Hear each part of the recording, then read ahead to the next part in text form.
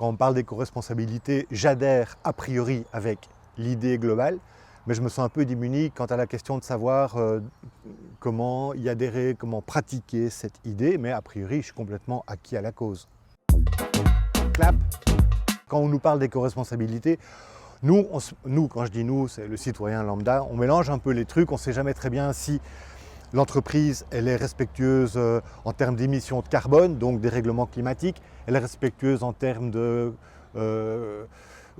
commerce fair trade, quoi, commerce loyal, en termes social, en termes environnemental. Est-ce que le maraîcher y répand ou pas des intrants phytosanitaires? Est-ce que on a un peu la vue qui se brouille, et donc qu'il y ait une vision globale qui permette par rapport à un acteur d'avoir un point de vue, moi je trouve ça absolument utile.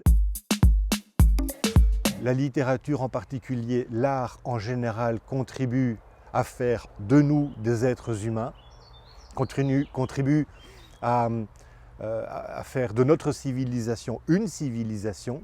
Et donc, je pense qu'un citoyen qui est connecté à la culture, connecté à l'art, connecté à la littérature, connecté à une musique de qualité, grandit, s'illumine, s'ouvre et, à mon avis, devient davantage disponible à faire du monde un monde meilleur.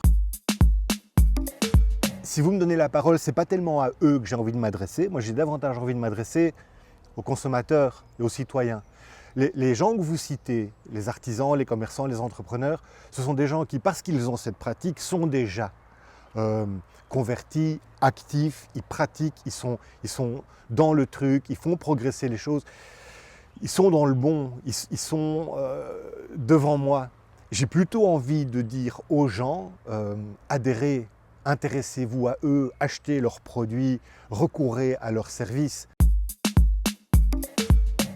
Utile, souhaitable, et j'espère de tout cœur que de nombreuses personnes vont y adhérer pour alimenter le cercle vertueux dont on a besoin.